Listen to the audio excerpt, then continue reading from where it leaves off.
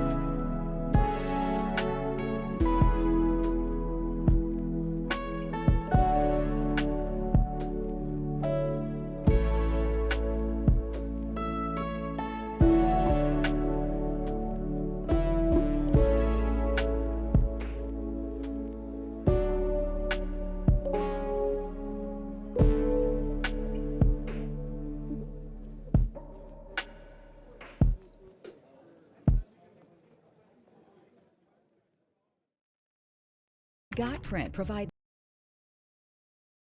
Imagine being able to build an app.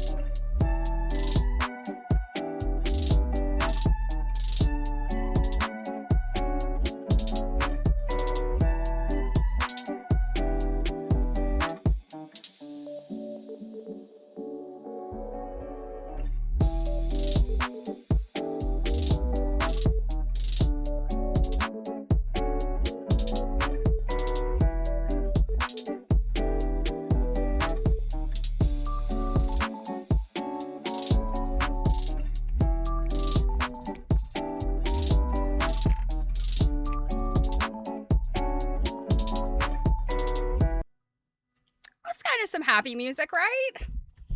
Ah, happy Thursday, guys. Let me turn my fan down. Thanks, Druid. I feel like it's been forever since I've seen you guys. Although Jill and I were on Tuesday, but I don't know that I saw everybody. So Druid's here. Oh, Robin's here. Robin, I hope you're doing well. You're doing pretty well considering what happened and what you still have going on. Well, we are glad you're here. Oh my gosh, Padma!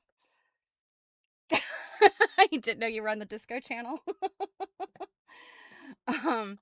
Yeah, Robin, please take care of yourself. I thought about you while I was gone, and I've had couple of friends and family members that have. Sorry, I refreshed the wrong screen. Come on now.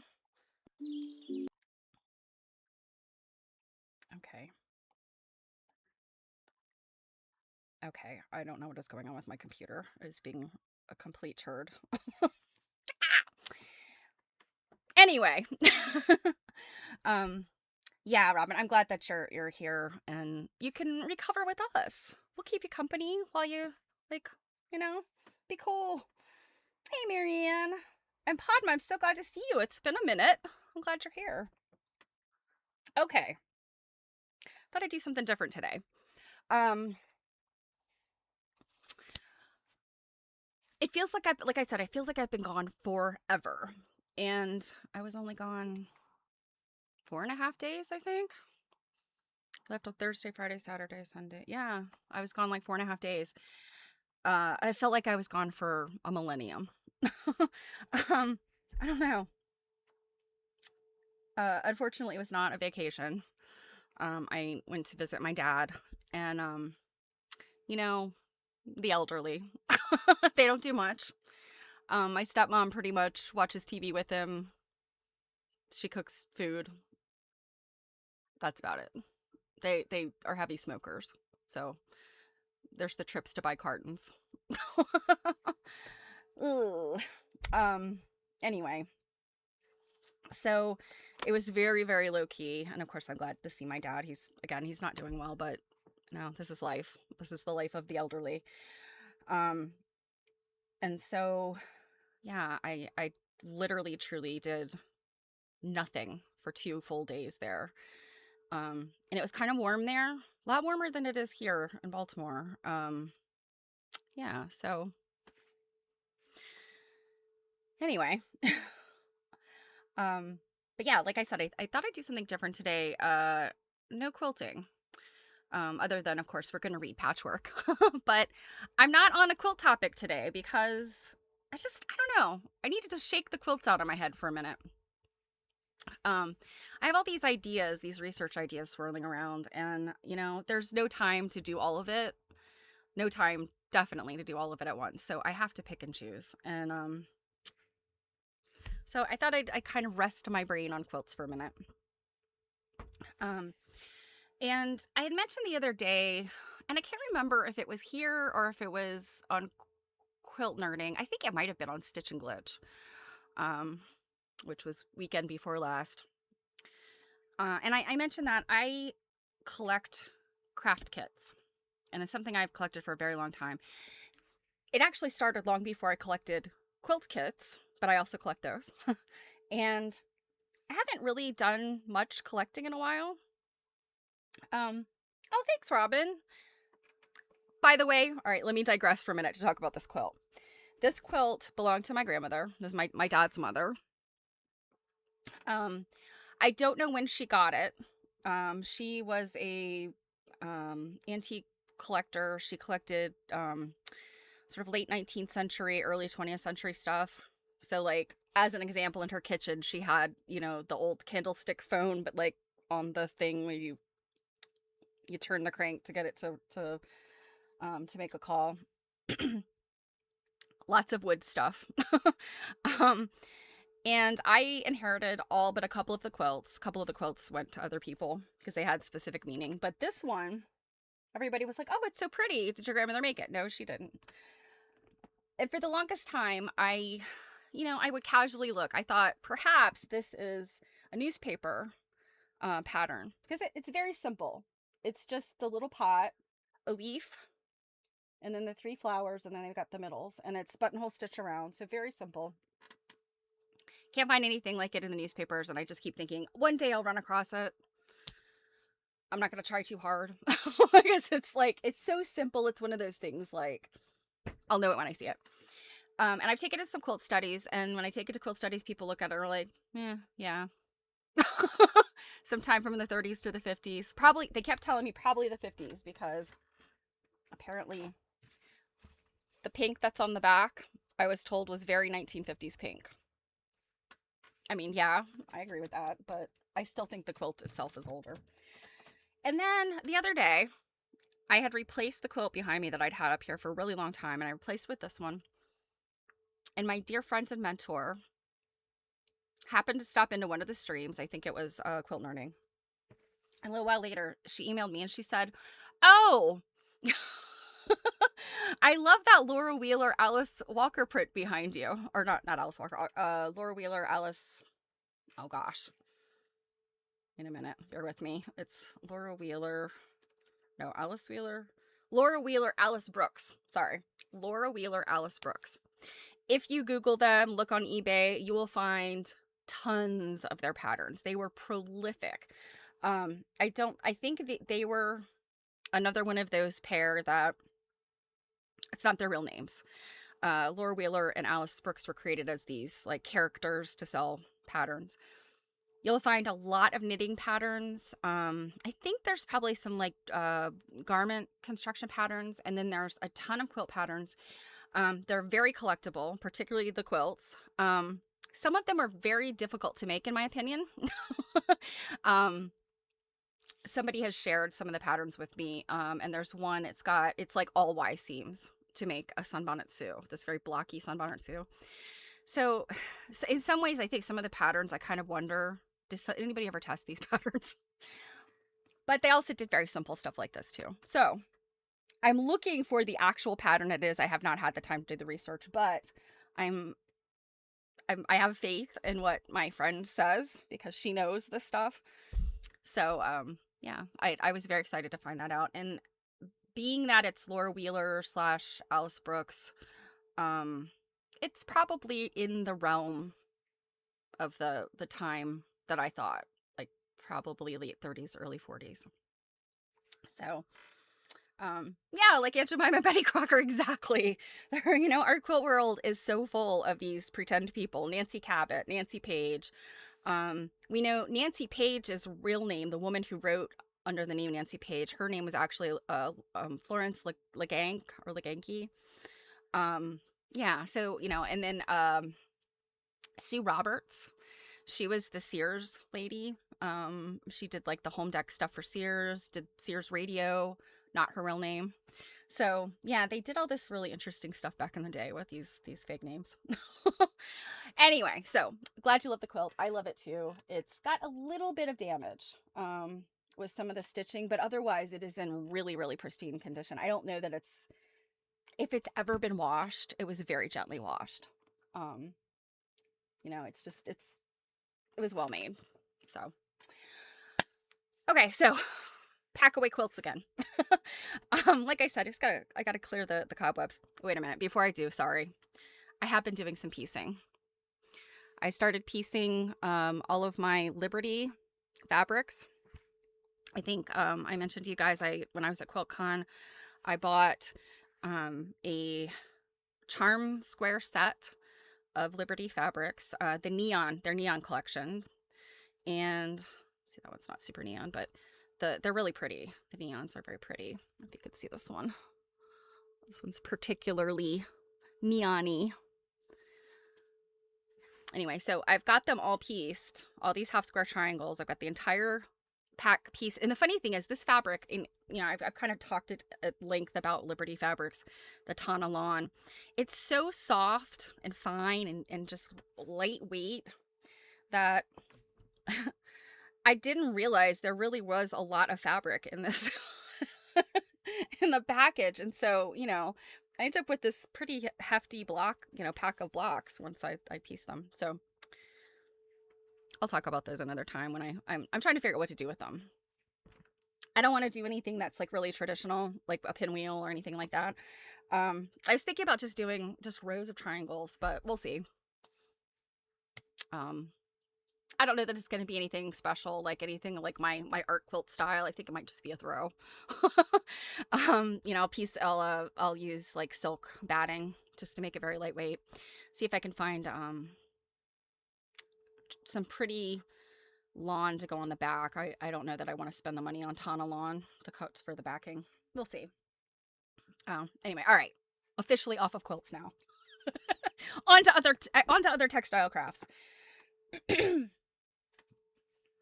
So, as I had mentioned, whenever it was I mentioned, I collect craft kits, and I have all kinds of stuff, you know, and I think, you know, my infatuation with craft kits really started very young because my mom produced kits. Um, she did very small, little quilted pieces. Like today, we would maybe call them mug rugs or, you know, like little wall hangings. She did a lot of miniature stuff, and that's where my love of miniatures also comes from. My mom loves tiny things too. Um, and she also had a line of little animals. She made, there were little bears, horses, rabbits. And then she had a couple of, like ragdoll patterns. Those were kind of towards the end, and I don't think she sold those for very long. So this idea of kits was very interesting to me, and I always watched my mom, you know, weighing, you know, what do you put in the kit? And as an example, specifically her little bear kit, which was the thing that she sold the most of. And I think I've shown you guys. It was probably a very long time ago. I showed. There's actually a piece of her stationery that has the little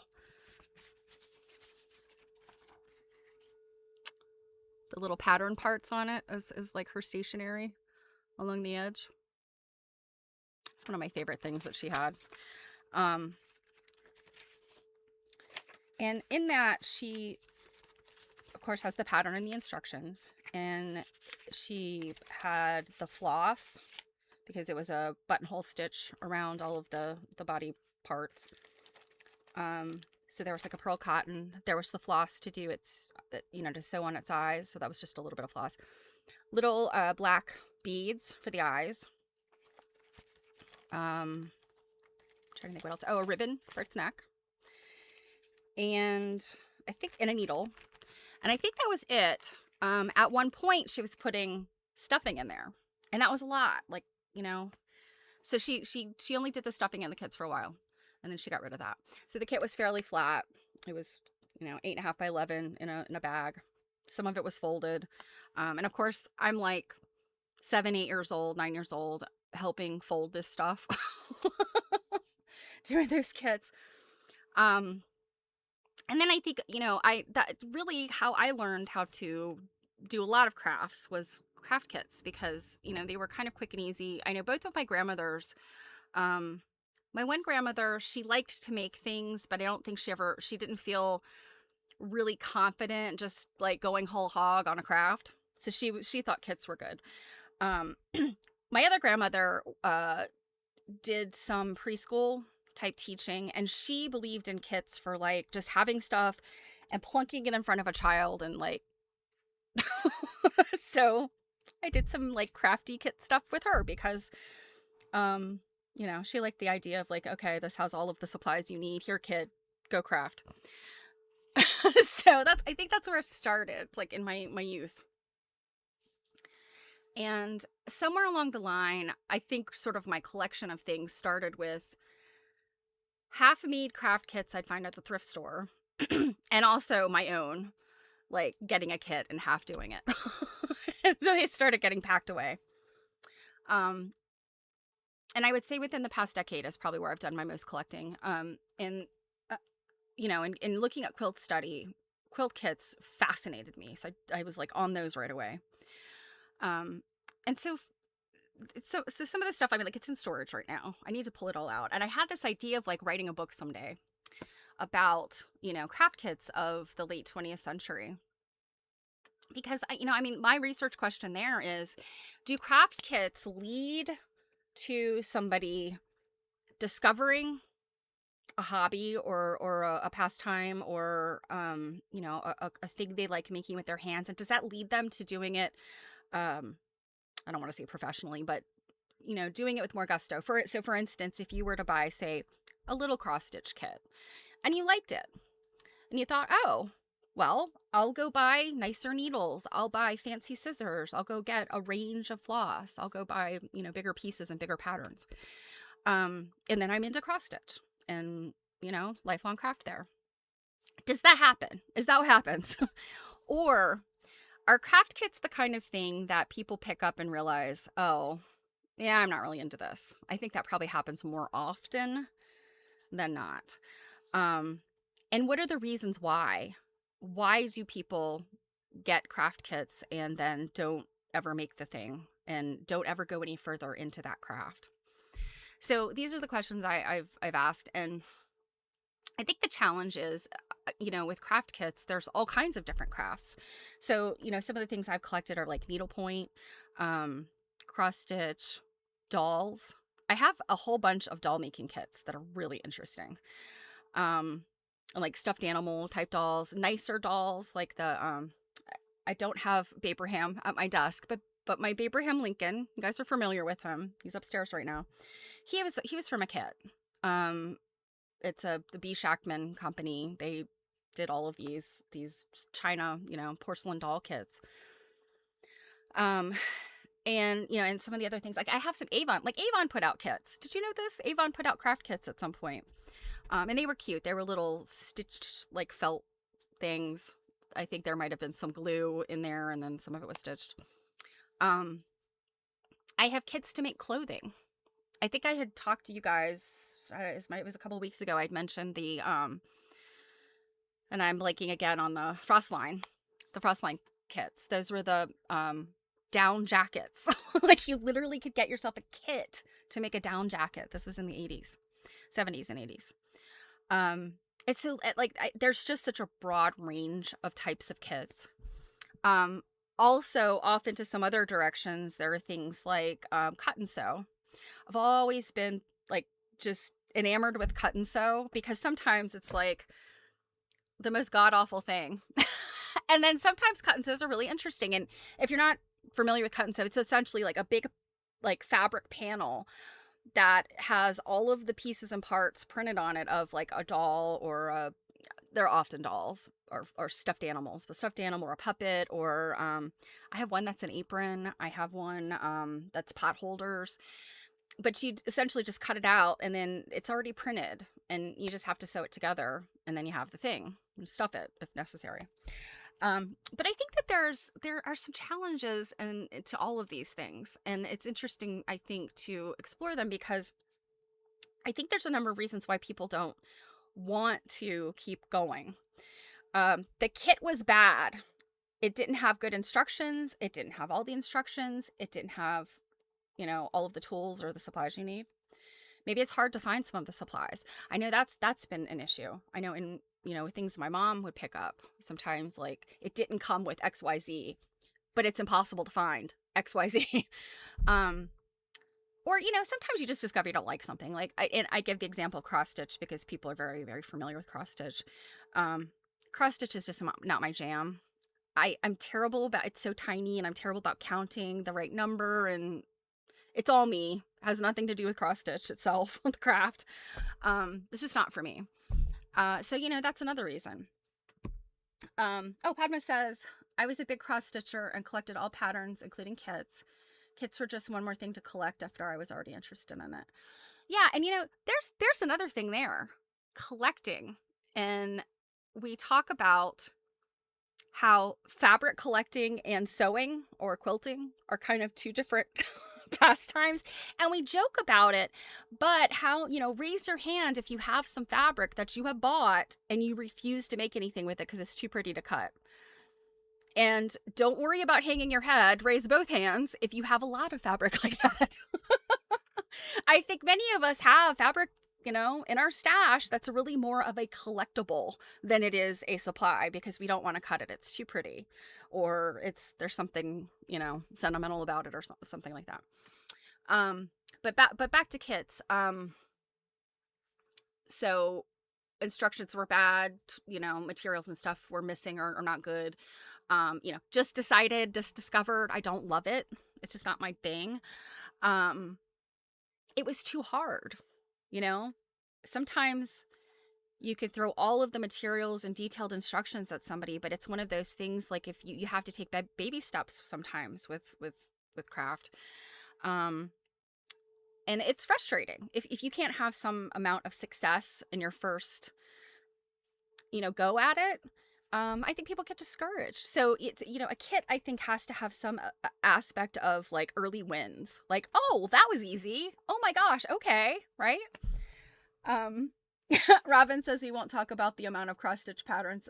I have both electronic and paper. Your secret is safe with us, lady. I think we can all understand.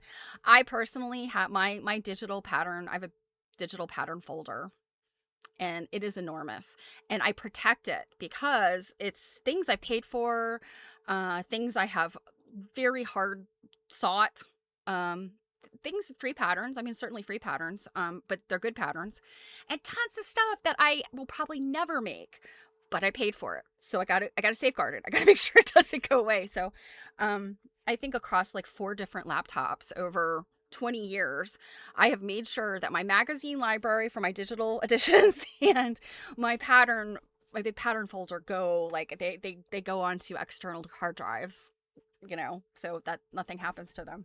So I think we're all in that, hardcore crafters, we are all in that place. So with all of these thoughts about craft kits, and I had been giving thought to my craft kits again because I thought, I'm kind of all over the place with my quilt research, quilt study, and research. And I thought, rein it back in, Stephanie. And I thought, I've got like a lot of research kind of in various stages, all over my desk, all over my bookshelf, all over my cutting table. And yet I still have stuff that I just haven't even looked at, touched in so long, and the craft kits keep coming up. Well, interestingly enough, the other day, I'm well, it's been, I guess it's been about a week or so ago. I'm kind of just looking at something online, and I'm like, what is this? Michaels, craft store Michaels. If you're in the US, Michaels. We all got them. And Jonathan Adler have partnered up to make these craft kits. And ordinarily, I look at the craft kits at Michaels, and, they're generally things I'm just not interested in. So they definitely have some cross-stitch kits, or they did at some time. And, I think I've said, nothing wrong with cross-stitch. I know Robin is an amazing cross-stitcher. I am not. Don't love the craft. So I just generally wouldn't look at those things. Unless I saw an image where I was like, oh, look at that. Let me find somebody who will cross-stitch that for me.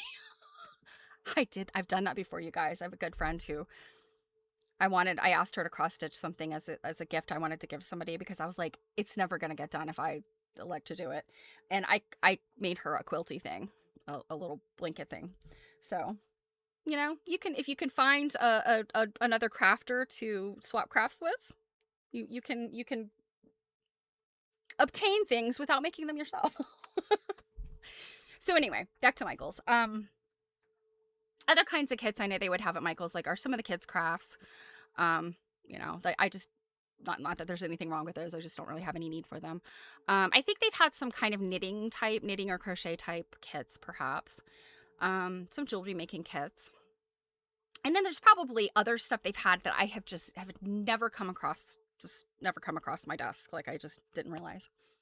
But this Jonathan Adler thing was interesting to me, because it really reminded me when I worked at Target. This is taking a page right out of Target's book. Back in, and I mean, this is the late 90s, Target started partnering with celebrity designers. So when I still worked there, I left there in the year 2000. So 26 years ago. But before I left, they had partnered with Michael Graves, who is an architect and designer. And I'll be honest, I'm not sure if he's still alive. I don't remember.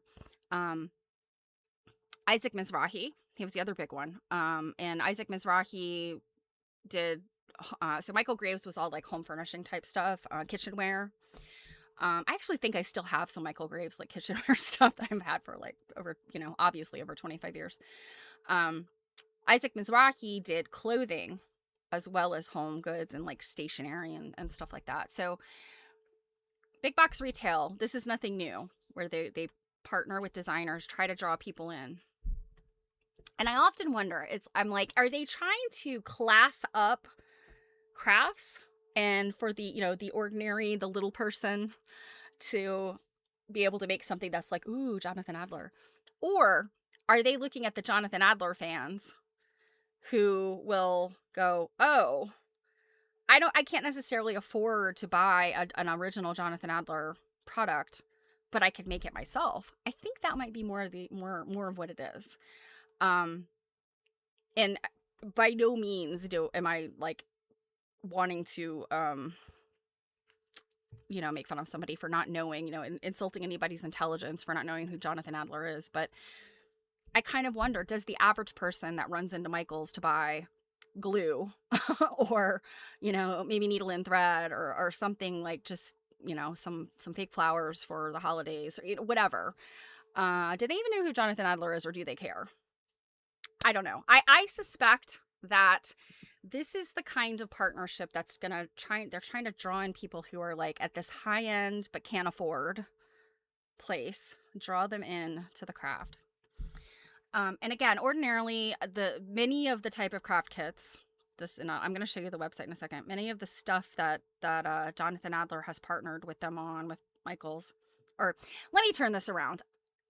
Michaels has partnered with Jonathan Adler. Jonathan Adler has licensed a bunch of his stuff, like his designs, to Michaels, and they've created stuff. Jonathan Adler probably had very little to do with these craft kits. He probably said, okay, yes, I will sign off on that. But Michaels, they came up with all this stuff. So long story short, I started just out of curiosity looking to see what they had. And I was like, there's actually some stuff in there that I would like to try. And so they had, the stuff was marked down. I think it was probably their early release little sale. And on top of that, they were offering 30% this past week. So I got some of these kits, long story short, really good price for these kits. And I don't think they're terribly priced in the first place. Now, what comes in them, how well they work, how well the instructions go, the quality of the materials, all of this is a question. And I want to share this with you.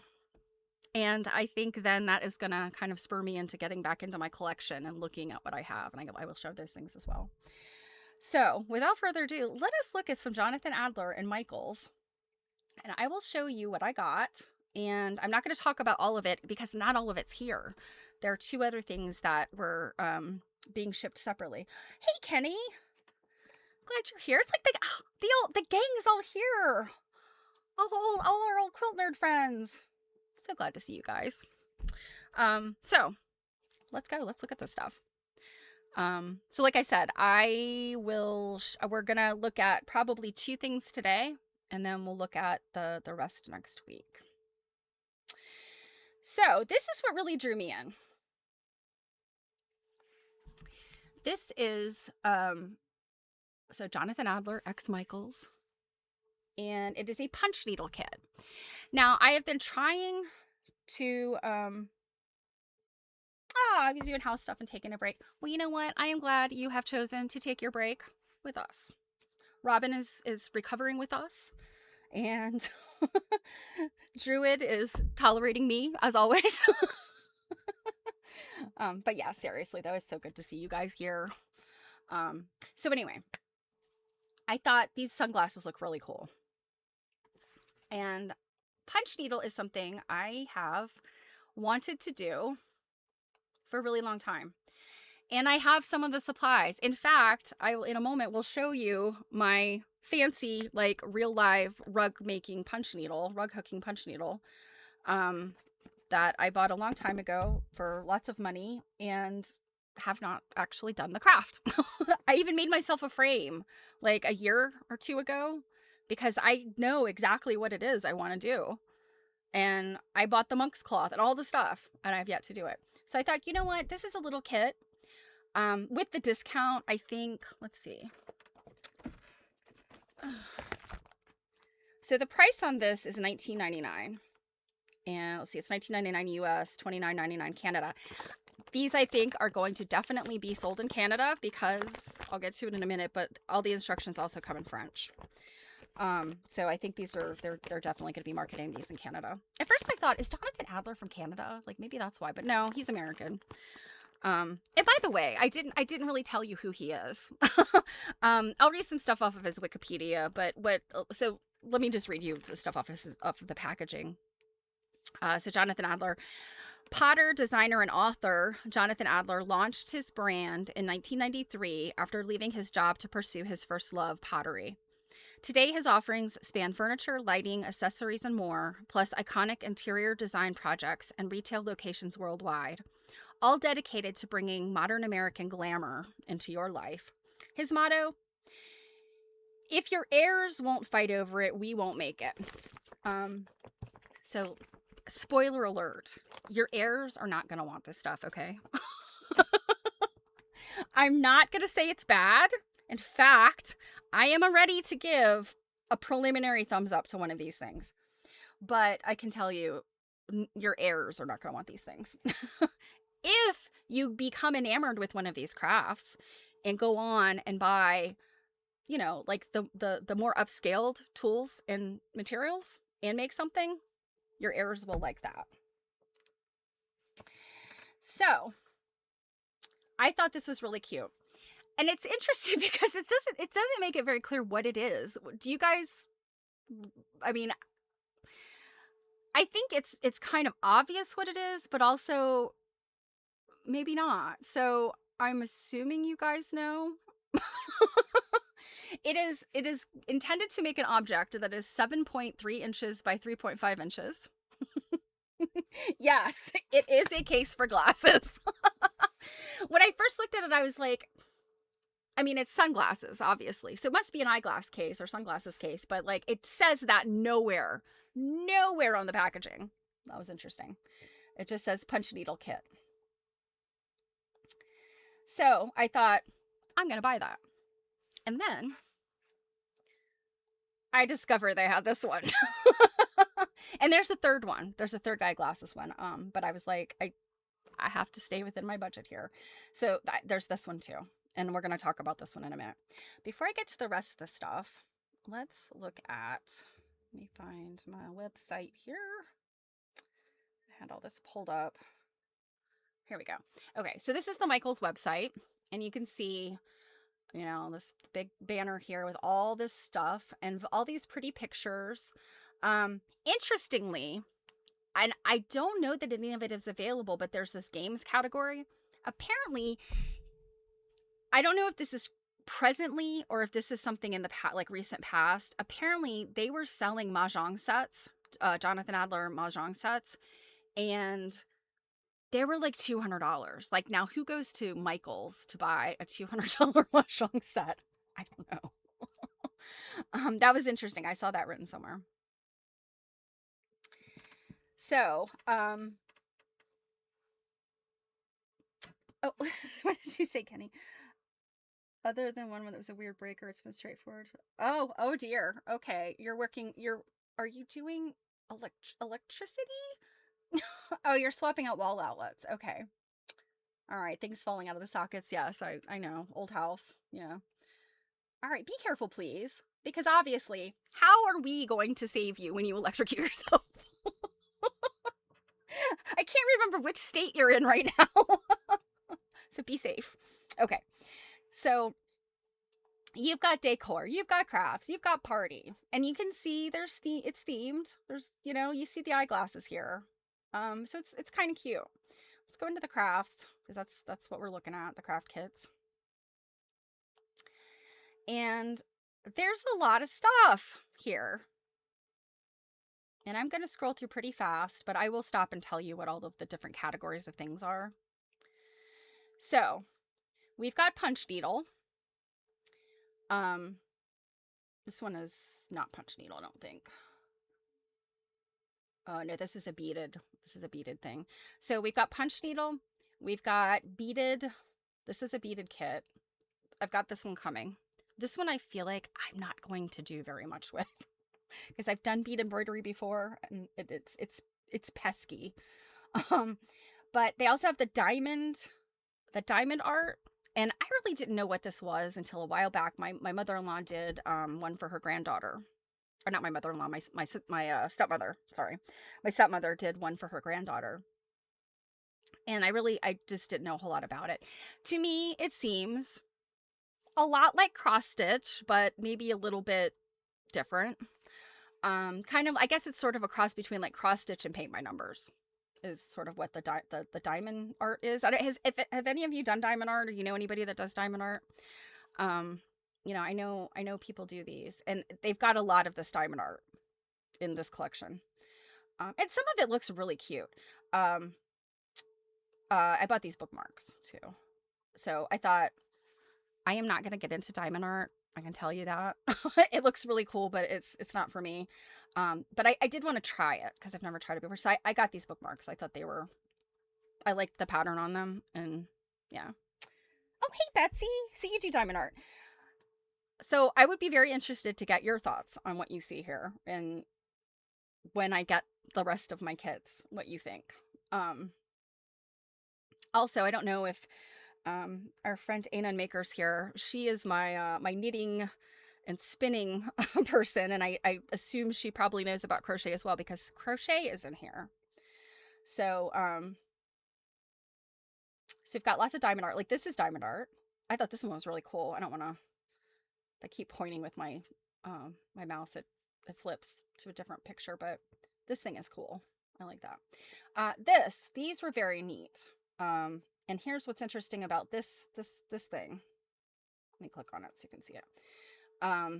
This is a diamond art tray kit. This is one of the more expensive things. And I think with this really dense stuff like this, it looks like beadwork to me. And I think that's probably what it's meant to in some applications to look like like it's beaded. Um, and I mean, I think this is tedious work, but you get something really beautiful that the skills to do this, I think, would be easier than the skills to like have a bead loom and do this like bead embroidery or bead loom. That would be difficult or, challenging, more challenging than this. But so look at this. Now, let's go to Jonathan Adler's website. And let me find it. It's probably not going to be. Oh, here it is. So he makes these lacquer boxes that this is what this is based on. So you too can have this for $175. Oh my goodness. Okay, so Betsy says, I saw the Jonathan Adler kits at my local Michael's. I thought they were pricey compared to their other diamond art kits. Okay, so that's good to know. Because again, like diamond art is not something I paid attention to just because it wasn't something I was super interested in until now that I'm seeing this, Jonathan Adler stuff. So I didn't know how much this stuff was. The sneaky thing about Michael's, and this is the kind of thing that Joanne did too, is this stuff is expensive. Like its price point sometimes is expensive, but if you can find it not on sale, you can use your coupons. And I think, like I said right now, or last week, there was a 30% coupon. So it made a big difference. I probably wouldn't have bought this stuff at full price. I probably would have bought the punch needle kit and that's it. Because the punch needle kit was $20, minus 30%. So let's see. So this is, this is stuff that's in his current collection, these things. So I thought that was kind of interesting. And it's pretty. Now, he also makes things like this. This is the Xanax pill box. I sort of think that Michael's is probably not going to carry something like that. Yeah, he makes a Prozac one, an Ambien one. I don't think that Michael's is going to carry these or make your own. I don't know. This is kind of cool. This is this druggist eye objet d'art, $250. So, um, let's see. Kenny says, set up that tambour and do chain stitch. Okay, I have tried tambour, and I think I just did not have the right. And it was like nobody was teaching me. I didn't have a kit. I have a tambour needle and a frame or a hoop, and I think I just didn't know what I was doing. I think I didn't have the right kind of fabric, etc. So it did not work for me. But I think I know how to do tambour now.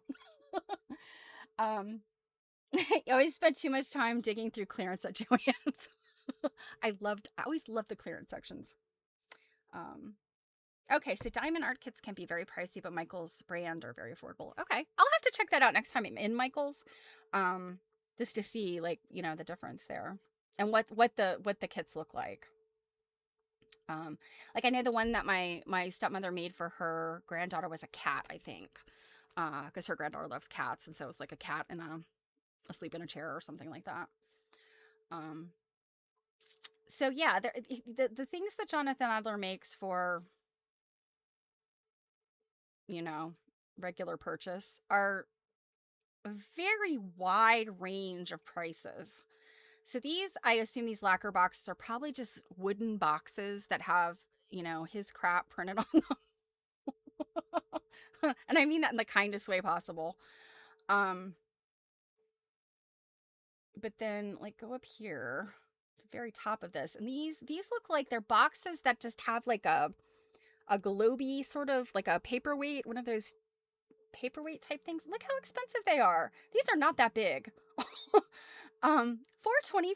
$3.25. Buy one, get one.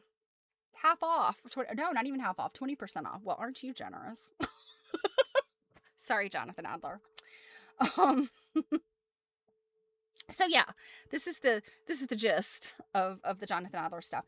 I had hoped, as I looked here, I was like, okay, what kind of stuff does he have anything that's like like quilty, or throws were the closest thing I think I could find. And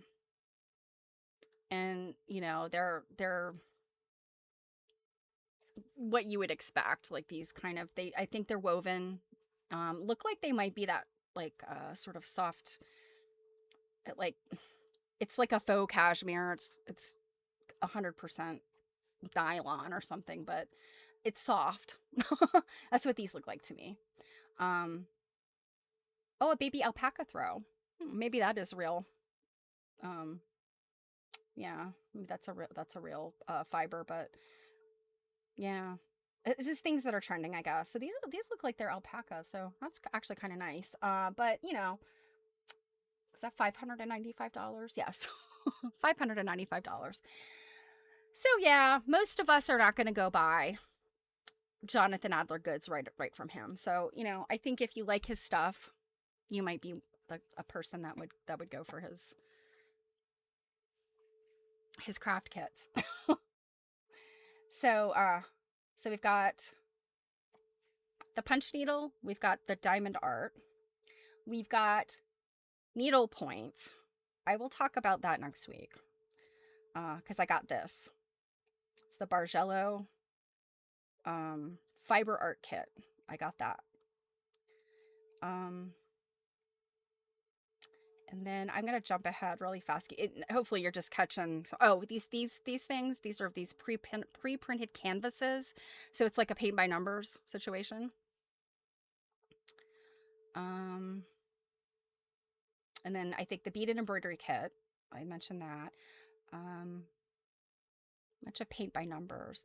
This was kind of interesting. This is a diamond art kit, but it's an actual vase. It's 3-dimensional. So I guess you're just putting the diamond art on the front of it. I'm going to skip ahead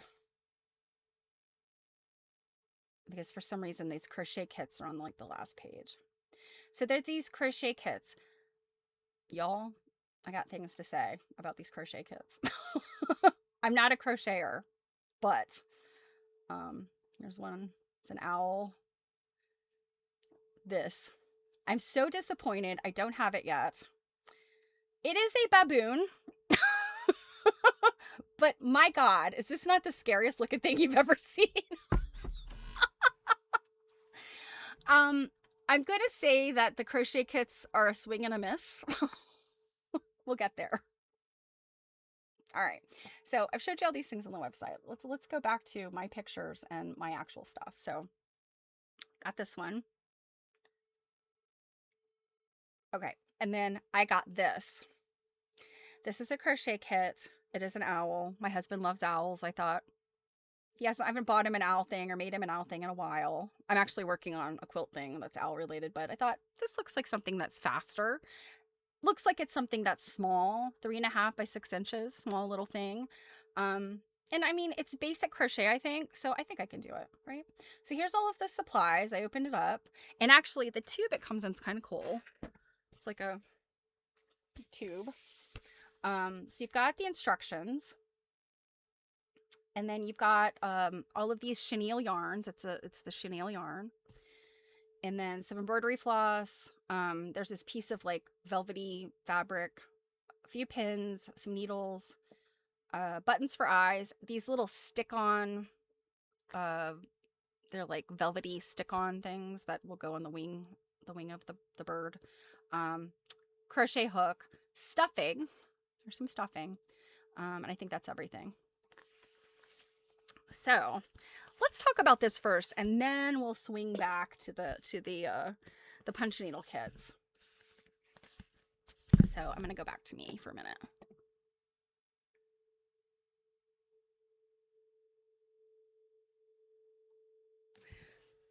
So I would say the tube is very nice. What's inside? It was packaged in like that crinkly, plasticky junk that, you know, everything that's imported from China's packaged in. And that's, you know, I mean, it is what it is. It would have been very nice for these things to be packaged the way you might find them in a boutique, you know, wrapped in tissue, etc. But, you know, this is a craft kit from Michael's. You're not going to get that. You know, so you're literally getting like little bundles of this chenille yarn. And I already have an idea about this because I did glance over the instructions yesterday as I was taking pictures. It's creepy. Are you talking about the baboon? So as I mentioned, there's 2 sets of instructions. One is the English instructions and the other one's the French instructions. So like I said, these are going to be sold in Canada. And I assume Canada has Michael's stores. And we're probably not dealing with other languages because there are no Michael's stores in other countries. So I was surprised not to see like Spanish instructions because you know, I see a lot of stuff will now, you know, just kind of as a rule comes with Spanish instructions, but this did not.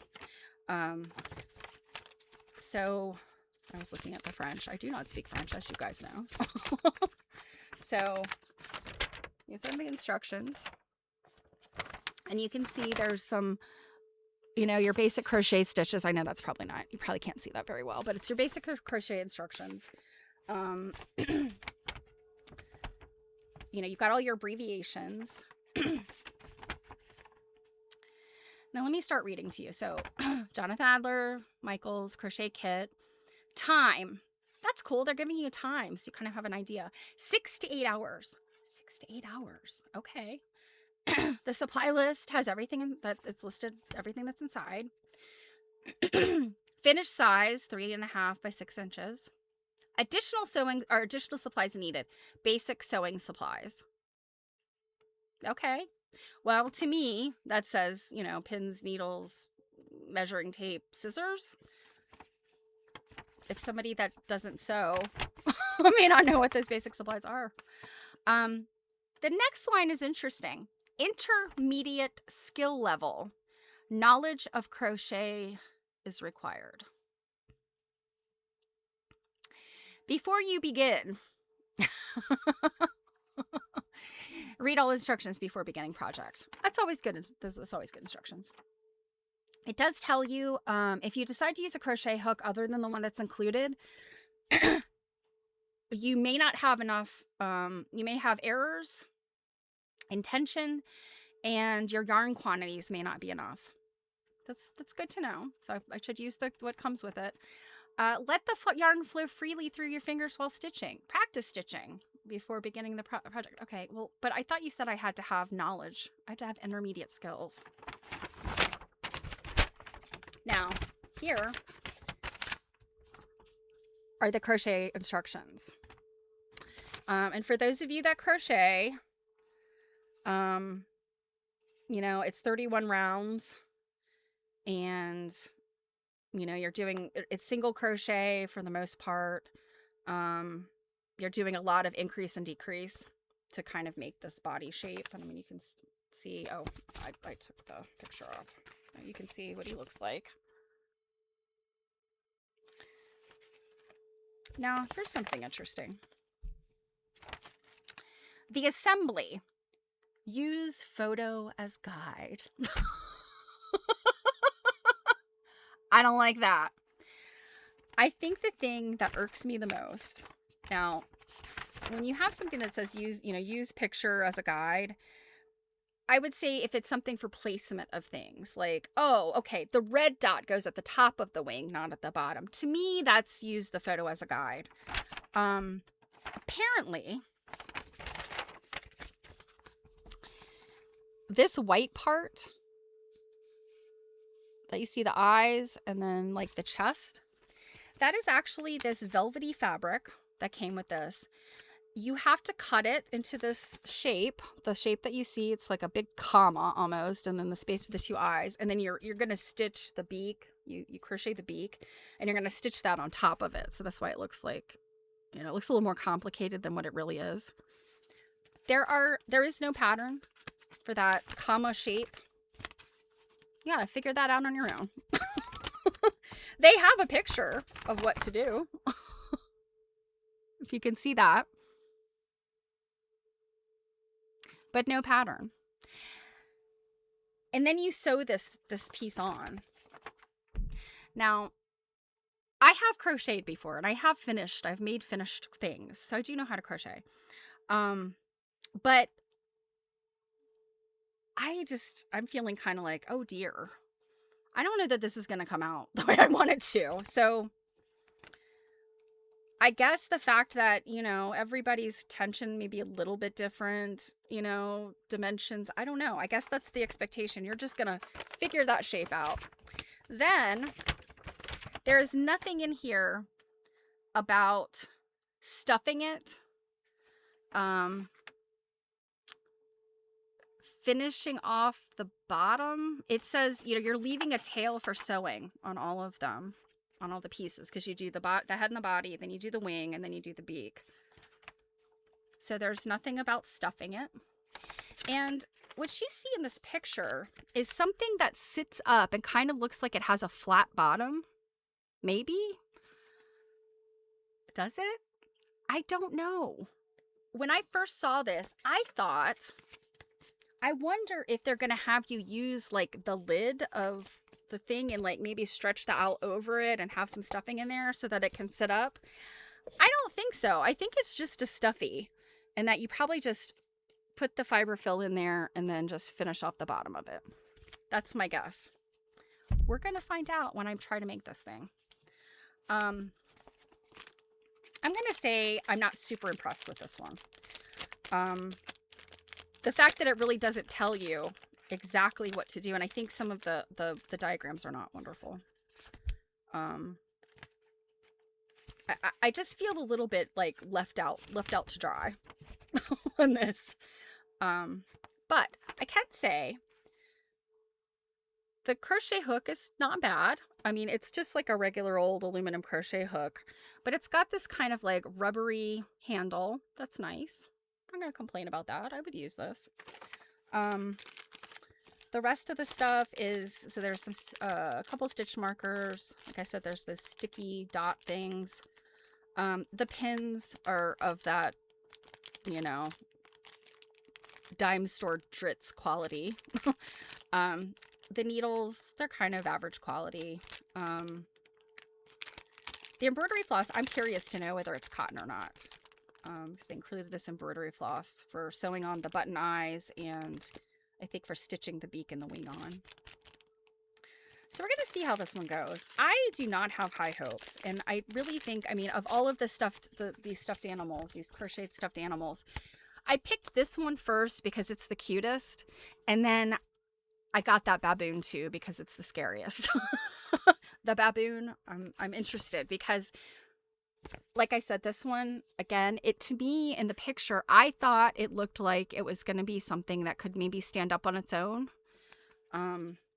You know, but it's not. I think it's just sort of a pillow, you know. So let's see, Robin says, those bad instructions will be the undoing of the Adler and Michael's joint venture. There you go.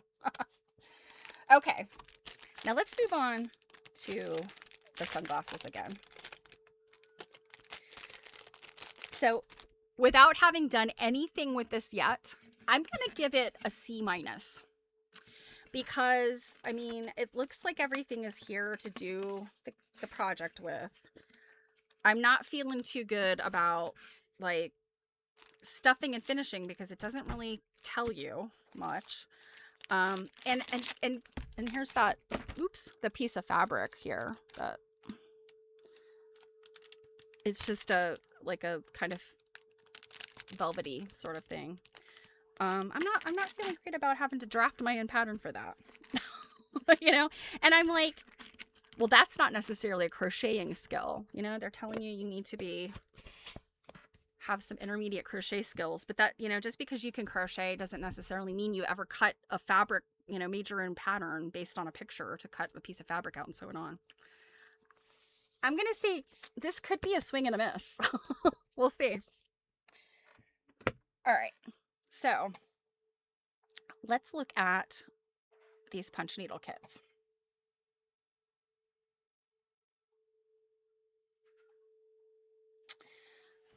So this is what's in there. You've got all of the yarn, the punch needle yarn. It's interesting looking yarn. It is a like baby weight, very, very lightweight. It's obviously acrylic, or polyester yarn, which I'm okay with. You know, the thing is, like, I would love for this stuff to be wool yarn because that's very nice. But obviously the price point can't be what it is if it's, you know, nicer materials. But so you've got all the colors of yarn, and then you've got the little, your little finishing kit here. There's the bead. There's like a bead and a loop of, like a heavier yarn loop that you stitch in. There's lining fabric. You're actually going to punch needle both sides. I was surprised by that. I thought that this would just be like the front of the glasses case would be punch needle and the back would just be like a fabric. Like I could even see a velvety fabric like on the back. But no, both sides, you're going to punch needle both sides. And then you're going to sew this together with this lining. Instructions. This is the punch needle itself. And then you've got a embroidery hoop, like a hoop for, well, it's not an embroidery hoop. It's actually more of a tambour hoop. It holds tension really, really well.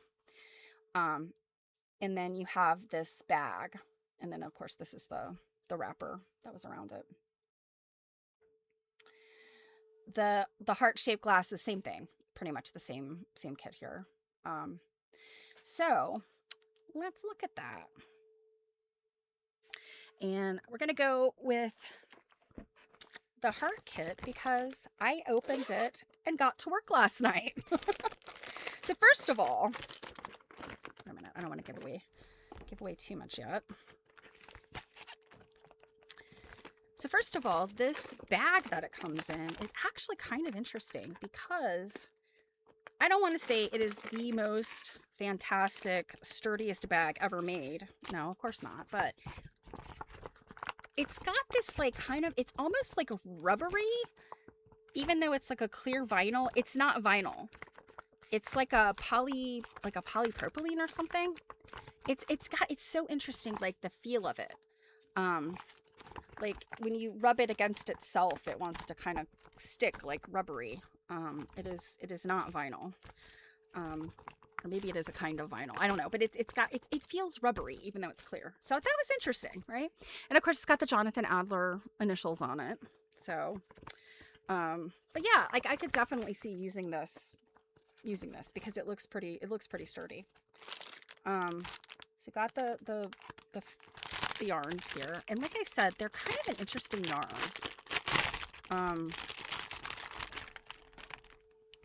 They're really, really, really tightly twisted. It's like it's twisted more than like a regular knitting yarn would be, I think, or knitting or crochet yarn. It's twisted very, very tightly. I don't know if you can see that in the picture, but yes, Robin, the like a shower bag, yes. That is what it reminds me of. Whatever like those toiletry bags are that you know, and I've seen some high-end stuff that kind of has this. So whatever that plastic is, like whatever it is, it's yeah, it's kind of nice. So anyway, yeah, this yarn is it's really, really twisted. Like I literally can't untwist it really. It's almost, well, yeah, I can. But it's almost like it's just highly, highly twisted. And I think that's just, maybe that works better for the punch needle. Now, here is the punch needle itself, and I did start working on this last night. So I have it threaded. I think you can see this. It's very tiny. Oh, I put this little thing on it to keep it from unthreading, and I shouldn't have done that. Okay, there we go. So it's got a very tiny little hook. See that? Or not hook, needle that you thread it through. And the yarn goes through the body of it so that the handle's hollow, and then this little needle's hollow, and it comes out, and then there's an eye to the needle that you thread. When I saw this, I was like, oh, this looks rinky dinky. How tiny it is. Now let me show you the thing that, of course, this is not Jonathan Adler. This is an Oxford punch needle. This is the fancy Amy Oxford. I think she sold her business not long ago, like within the last couple years. But she is probably one of the most well-known punch needle people. And this is her invention, this particular punch needle. It's the Oxford punch needle. So, and it's got a very specific, like you don't, like, it's got a slit on the side, so you actually can lay your thread in and then put it through the eyes on both ends. So it works a little bit differently. This one is also a very big needle, if you can see that. So it's different from this one in that aspect. It's meant for a heavier yarn. So I'd say the needle on this one is what it should be. But I kind of like the handle. I wish the handle had been a little bit beefier because I was white knuckling it. I think I've got the technique down now. I'm giving away the surprises that I actually got some of this done last night. But it's kind of hard to grip this little doodad. I wish it was a little bit chunky or something, more along the lines of this. All right. Now here's the one that I haven't done anything with yet. The fabric. And here is what I've done so far. So this hoop, what I think these are is machine embroidery hoops, because there's a channel inside the frame. So when you lay the fabric down,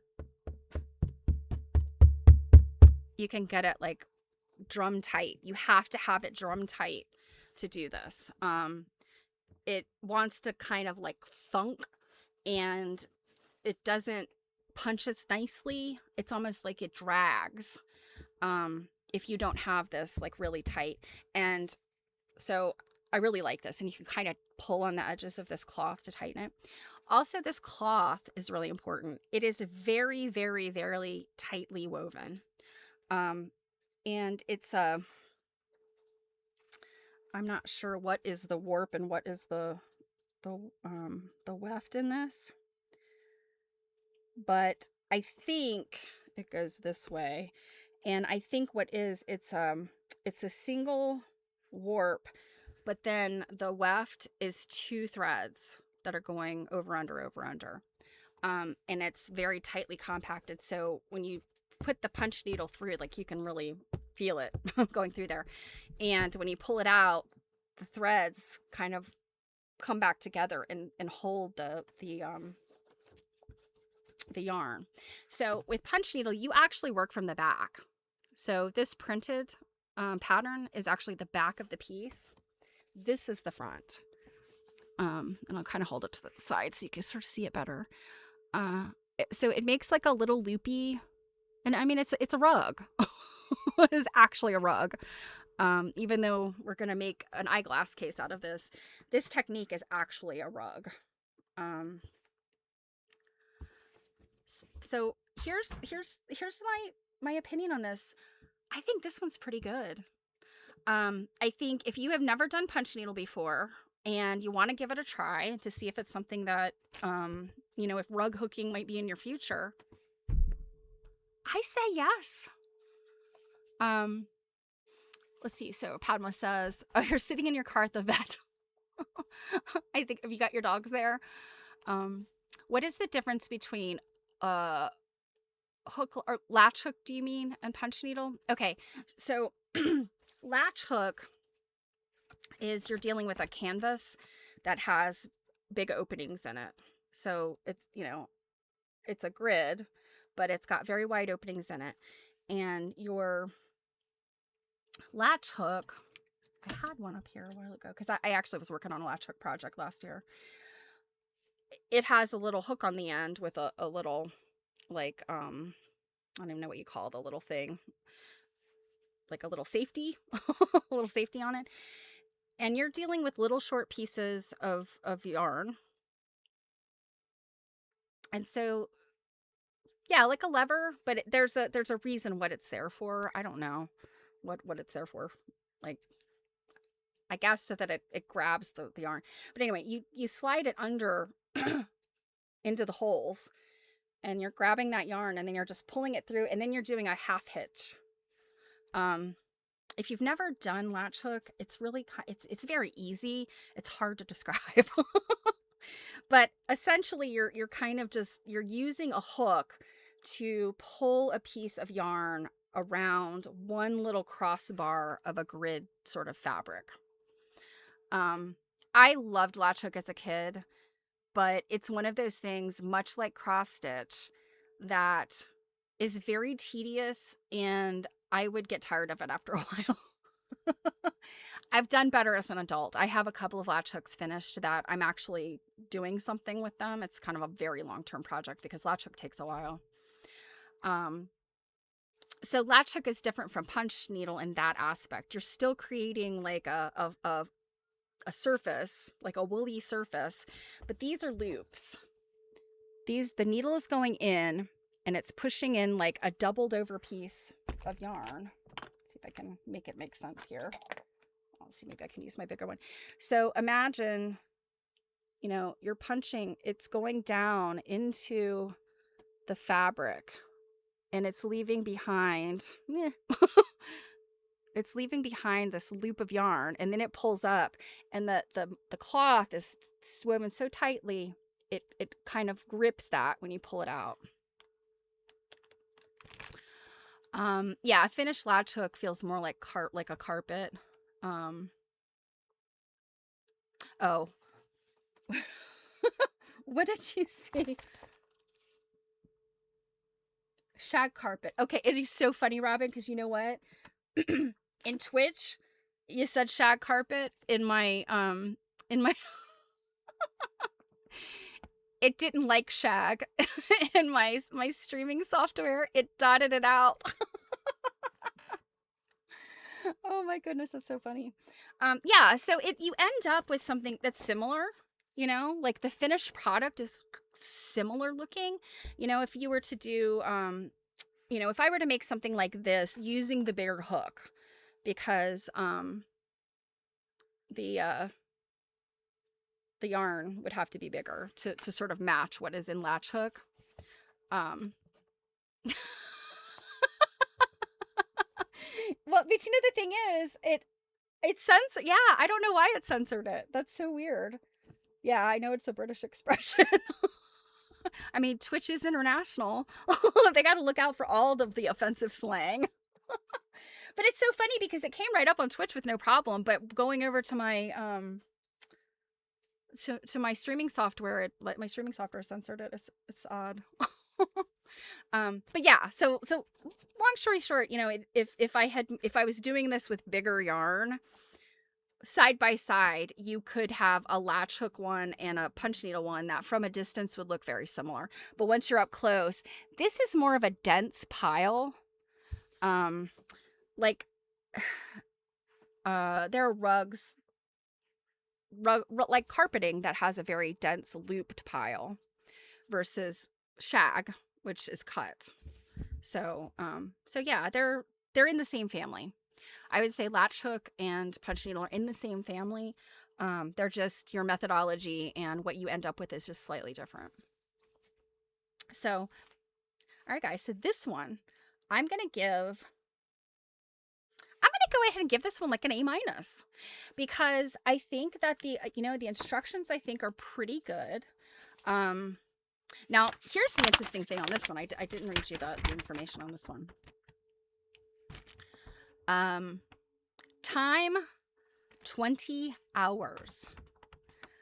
I have a hard time believing this is going to take 20 hours. This took me an hour. Once I got it. I had to stop and adjust a couple times because you kind of like in gripping it and pushing the needle in and out, it kind of loosens it up a little bit. So you have to tighten it up periodically. But once I got the hang of it, and there's a very specific way you have to keep the needle oriented, like perpendicular, and you have to have there's a, at the bottom of it, there's like it's beveled. So you want to have the bevel going in a particular direction. Is the whole background filled in? Yeah.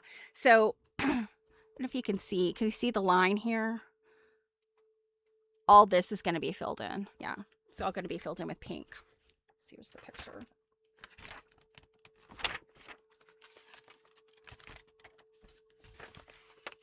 So yeah, that pink will be filled in. And that's just sitting on a white background. That's not part of it. So the things it came with, I mean, it came with the threaders, which are essentially little thin pieces of folded over wire that they've used a little like label, like a little sticker on the end to hold the ends together. So very cheaply made threading thing. But that's okay, because the thing is, I feel like, let's just pretend I didn't already have an Oxford needle and like a book about punch needle, and let's just assume I've never engaged in punch needle before, know nothing about it, and I picked up this kit. It was not difficult. It works pretty well. It's not perfect. I can see my mistakes, but for the first time I did something this small, I'm pretty happy with it. I'm not going to complain. I will finish this. And it is not going to take 20 hours. One other thing I thought was really interesting that they did, and I'm going to wrap up here pretty soon, is they put these little tiny labels on the thread or the yarn so that you know the right color. I wish they had done that with the crochet pattern, because there's a couple of the yarns that are very similar colors and they come in this similar amounts, and it's kind of hard for me to tell which is which. We'll see when I get to actually crochet in. But this actually even has a little chart, and I thought that was really good. It's got I think pretty good illustrations. It explains this important piece about the needle. And then as far as the sewing part, That's all on the back. And just at, you know, my first look at it is, it's not bad. It's pretty good. So we will see how this turns out. You know, this, I feel like this is the kind of thing, it's not going to take me 20 hours. I have stuff to do this weekend. I will probably not finish it this weekend, but I'm looking at, if I can carve out the time next week, I think I can get this finished in the next week. Because like it ends up being a kind of craft that once I got going, it was actually pretty easy. You kind of get this rhythm. And like I said, I could see where I made mistakes. I could see where like I pushed down too far and the loop is too big. But once you get kind of like this, you get kind of this rhythm. So like I said, I'm going to give this one, for now, I'm going to give it an A- because I think it's got a lot of promise. I think this is the kind of kit that could definitely turn somebody onto a new craft. I think it is pretty obvious that a different person wrote the instructions for this versus that crochet pattern. And it's interesting. I was excited to hear, Betsy, that you do the diamond art, because I will definitely, when I get those little bookmarks, I will definitely have things to say about, you know, what is described there. I have a friend that does punch needle. She does beautiful little mug rugs, wall hangings. She has done large like carpets. So I'm interested to see, like, once I get mine finished, I'm going to run the instructions by her and see what she thinks. Did I have a leg up just because I've read a book about punch needle? Maybe. If somebody who knew nothing about punch needle, had never picked one up, didn't even understand the concept of it, would they have been able to do that? I think so. I don't think it was that hard. I think the instructions were very good on this one. So we've got I think a swing and a miss. And we've got one that's very promising. And I will come back to this on Monday, because I got to tell you about this honker. I did not expect a bazooka to be coming with this kit in it. The reason why it's so big is because it comes with this frame. So we'll see about this. When I will cover this one on Monday, and hopefully my other ones will be here by then. All right, guys. So maybe I've inspired you to go check these out, or maybe, like Betsy, you've seen them, and I have spared you from having to buy them to see what it's like. One or the other. So we'll see. Yeah. Are you guys ready for some patchwork? We've got a little bit of time to get back into our dear friend Averil Colby's book. I do have the pictures, and we're getting to the part where there are going to be some pictures to look at. So for now, we've got the front of the book. So as a reminder, the book we are reading right now is Patchwork by Averil Colby, written in 1958. Averil Colby was a British quilt teacher, collector, lecturer, historian, etc. And we're in chapter 2, and we're talking about materials. And I kind of started chapter 2, and then I sort of cut it where there was sort of a topic shift. So real quick, the one picture I may not have shown you guys is right on the inside of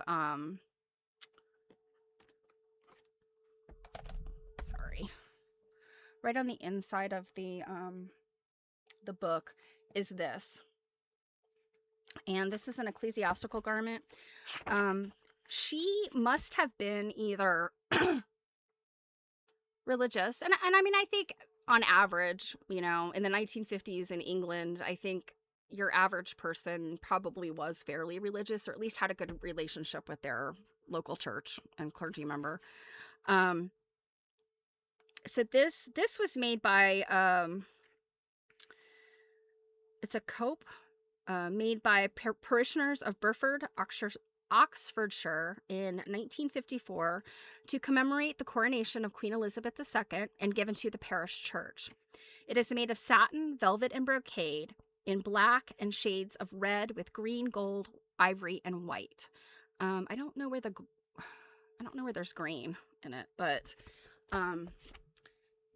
you can see.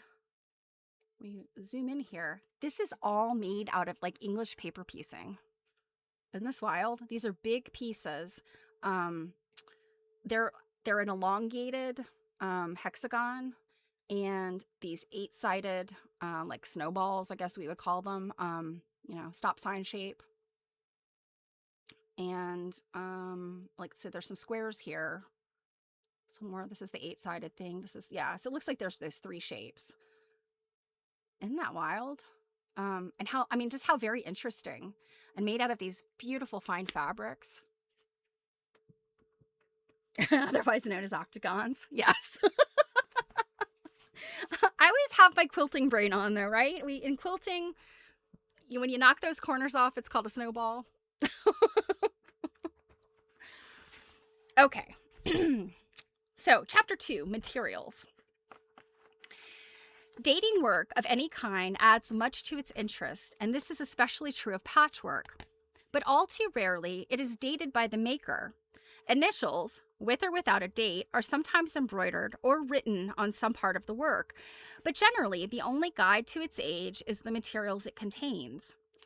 Even so, the date can only be approximate, as it is usual for the materials to be collected over a period before the work is begun, and they are therefore older than the finished patchwork. When several years of fashion are represented in one quilt, the last year's materials may indicate the date of completion. And I mean, this is kind of it's just a rule of thumb in dating quilts, is that the quilt is only as old as the newest fabric in the quilt. Particularly if it's a scrappy quilt. You know, people have scrap bags. They may be pulling something out from decades before, and pairing it with something that's brand new. And so you can't go by that older fabric. You have to go by the newest fabric. Unfinished work is difficult to date, as it may have lain for many years after the original worker had died and been completed by a later owner with materials of another period. Quilts are sometimes left with pieces which were meant to be used, as happened with the unfinished coverlet of late 18th century cottons, illustrated in Miss Gertrude Jekyll's book, Old English Country Life. I've not heard of this book. I'm going to have to look for it. Some years after it was written, a bunch of pieces chanced to fall into the hands of someone interested in patchwork. Much to her delight, she found this actual coverlet among them, still unfinished, and was able to complete it with its intended pieces. Finished quilts with documented pedigrees are often cherished by succeeding generations of one family. These are useful for comparing with others, which have become orphaned and with no birth certificate. But unless it is actually dated, only an approximate period can be put on any patchwork. Nearly all the 18th century work which remains is made from cotton, linen, or calico, sometimes all together in one coverlet, but only a few pieces of silk patchwork seem to have survived, and some of these just by the skin of their teeth. Who knew that silk patchwork had teeth? One fragment is supposed to have been made about 1710, a very worn quilt in 1750, and a silk and velvet quilt dated as late 18th century is in the Victoria and Albert Museum. Perhaps if silk had had the long-wearing quality of the cottons of the time, we should have had more of it in patchwork, but the practice of loading silk shortened its life considerably. And I think what she's saying by loading silk, she means the the like heavy metal salts and things, like it's like solutions that they put, it's the mordants actually that are in the dye. The mordants can um eat away at the silk, because they literally have like little microscopic like knife edges on them. And these heavy metals also, these metal salts were sort of added to the dye and the mordant to make the silk itself heavier, because silk was and is sold by weight. So, like a handkerchief weight silk is going to be like only a few ounces, whereas a very heavy like brocade satiny kind of thing could be much heavier, like, I don't know, in the teens or 20s. Like, I'm kind of making that up. um I can remember linen weights much better than I can remember silk weights, but it's kind of all in the same in the same arena. Some pure silk materials are in relatively good condition compared with the tattered remains of those manufactured when loading or weighting became more general towards the end of the 18th and during the 19th centuries. There is evidence that homespun woolens were made into rough patchwork in Scotland from the middle of the 18th century, and cloth or stuff quilts were made before the middle of the 19th century in wool manufacturing districts of England. Moth and constant use have removed all traces of any but the later work. And if you weren't aware, stuff, the term stuff, typically refers to like wool cloth. They called it stuff for whatever reason. Patterns and processes in cotton printing have made it possible to put more accurate dates on many old quilts whose age previously had been unknown or only guessed. Alternatively, old patchwork has sometimes been the means of identifying printed designs. It is not possible in this book to give more than a few of the characteristics of the materials used in old patchwork, but so many quilts are made from printed cottons that a closer study of these materials in museums and in books, which have been written especially on the subject, will give a new look to some of the less appreciated patchwork in the country. The Levens Hall quilt is apparently the only one left now made from the imported Indian calicos. The colors and some of the patterns are described in Chapter 9 and illustrated, so I guess we'll get to see that when we get there. They are typical not only of the traditional Indian native painted calicos, but they can be recognized as the inspiration of the many floral and leaf designs printed in England during the next 100 years. The patterns for hangings, curtains, and counterpanes were somewhat heavier than those for dress fabrics, which were smaller and more formal. The early cottons are coarser than those of later years and can be distinguished by a rough feeling to the touch. It is difficult in small patches to tell the difference between linen and calico. And remember, calico, they're using it as a different term than we do. Until 1752, English textile printing had been done by means of wood blocks. But in this year, engraved copper plates were first used in Ireland, and the innovation quickly spread to England. Wood blocks were not superseded by the new process, and both methods continued to be used. Early designs done by both methods are easy to distinguish. The drawing on the copperplate patterns is finer, and the detail more delicate than on wood blocks, and the close engraving lines can be seen in the colored patterns. Plate printing was possible only in one color at a time, and characteristic colors are deep-toned shades of red, blue, sepia, and purple. Block designs were gayer than those somber monochromes and included all shades of red, pink, indigo, purple, rich and pale yellows and olives and brownish greens, drearily known as drab, but in reality beautiful colors. Vegetable dyes were used, and the rather rusty black is easy to distinguish from the later and chemical jet black dyes. Colors were often added, colors were often added to the early patterns by hand by a process known as penciling. So that's when they literally have like a little brush or something to add little details to block printed stuff. It was done often by girls, to save expense in printing, but not with great accuracy. And where it has been used, the color has overrun the outline of the drawing. This shows clearly in a blue flowered patch of calico in the detail of a rosette pattern. And she gives the page number. We'll look at it later. Yellow was also added over blue to produce green, but it faded in time, leaving only the blue. Unless much study has been given to the subject of cotton printing, it is not easy to distinguish between all the different processes sufficiently well to put a date on any materials. Sometimes it is possible to see where colors have been overprinted, especially green.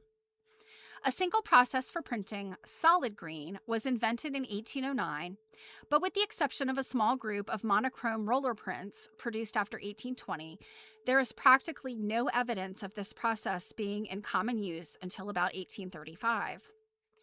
Printing by mechanical rollers was introduced in 1783, but it was not generally used until 1815. Although printing was much quicker by this method, it is again difficult to tell the difference between these and hand block prints on a small patch, but roller prints show identical repetition of any irregularities or flaws in the pattern, whereas hand block prints rarely contain repeated mistakes. Later prints have the patterns put on by both processes. Sprays and trails of floral designs lent themselves to patchwork shapes, and those with dark backgrounds, fashionable during the last few years of the 18th century, give a period character to many coverlets made then and in the early years of the 19th century. A coverlet made in Westmoreland about 1795 has a good collection of dark prints. Every kind of bright color was used on many prints, which had a natural or white ground, as well as those on dark grounds. Many at the beginning of the 19th century had terracotta, red, and yellow grounds. Canary yellow was the last word about 1810. And by 1807, the drab colors had almost disappeared from printing, although they are found in patchwork for about another 10 years. By the early 1800s, flower and leaf patterns began to look very English. She's doing the finger quotes there. The stylized patterns, or the stylized flowers of the Indian prints still showed their influence in the trailing patterns, but many furnishing chintzes were closely patterned with lush growths of roses, lilies, convolvulus. I know I've heard that before. I don't know what those are. Convolvulus, peonies, and passion flowers. A passion flower chintz of the very early 19th century is illustrated in the section of the Brereton bed hanging. So another one that we'll get to. Dress prints were used a great deal, as well as floral designs. Many small spot patterns are found in nearly every coverlet made about this time. The background colors are often dark with a small repeating leaf, flower, or formal pattern in pink, blue, lilac, drabs, and white. White or light-colored grounds are printed with the same kinds of patterns in dark colors. Enthusiasm for patchwork amounted to a craze by the beginning of the 19th century. Ladies with the time to spend sat all day doing patchwork. Miss Hutton, born in 1756, who lived to be 90, wrote an account of her needlework labors in which she said she had made patchwork beyond calculation. By the 1850s, the fever had not abated, and we know that in cottage homes, the children were set to work almost as soon as they returned from school. As soon as the lamp was lighted, out came the patchwork. An old lady who lived to be 80 is said to have made a patchwork quilt for every year of her life by the time she died in the early 1900s. We're not told what she did with them all. Visitors and relations who came to stay were also turned on to do their daily contribution on the work in hand. Well, so that's interesting because, we always hear in the U.S., we hear about the quilting parties. Typically women or family groups, women in one family would do like the top, right? Like maybe a mother and her daughters or some sisters do the quilt top, and then supposedly you throw a party and the neighbors come over and help. But this sounds like it's a matter of like, you come by, you drop by, you want to stay here tonight, you better get to quilting. I kind of like that too. In 1800, cottons were cheap to buy. Printed cottons were 2 shillings a yard, and a few years later, the new printed chintzes could be bought for 7 or 8 shillings a yard, according to quality.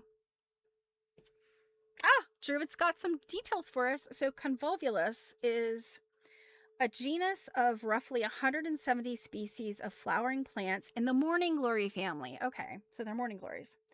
Characterized by trailing, twining, or erect habits with trumpet-shaped flowers, white, pink, or blue.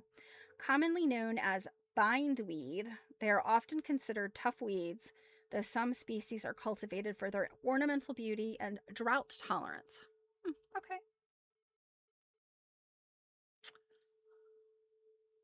Oh, that's interesting.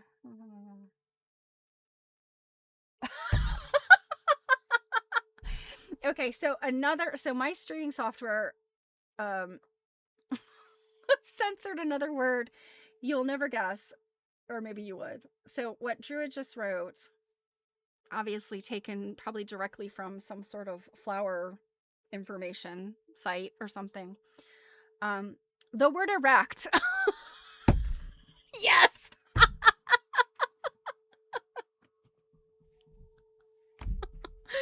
Oh my gosh, that's too much. I don't know what's up between my software and Twitch. I don't know. It's weird, but okay. So we're talking about the cheap chintz. Everybody who was anybody had a coverlet. Quilts were out as far as fashion went, although they never ceased to be made.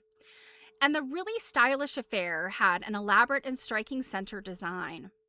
Cotton manufacturers printed decorative panels from 1800 until about 1816, designed especially as center panels for the fashion-conscious makers of patchwork. They must have sold by the hundred, as those remaining to this day in quilts can be counted almost by the dozen. They were extremely colorful and some of them very pretty. The designs included garlands and bouquets, or baskets of flowers or fruit, or both, enclosed in a formal shape and surrounded by a decorated border. So she's talking about this. Right here, this kind of thing. The shape and size of the panels varied. Many were oval or round, and even more took their cue from the patchwork shapes and were hexagonal, octagonal, or square. Furthermore, the factories produced special chintz borders to match those round the panels, which were put into the framed quilts, or as a final border to the whole pattern. And she says the quilt illustrated on the book jacket shows one of the decorative panels. What's really interesting is they made these panels and they dumped like their seconds on the US. So early to mid 1800s in the US, we also had a lot of these panels, these motifs, and you'll see them used a little bit differently than the old chintz was. Because these were, you could buy panels with this repeated border and this kind of thing. So they were used a little bit differently. And we had a ton of them. There was an absolute glut. True.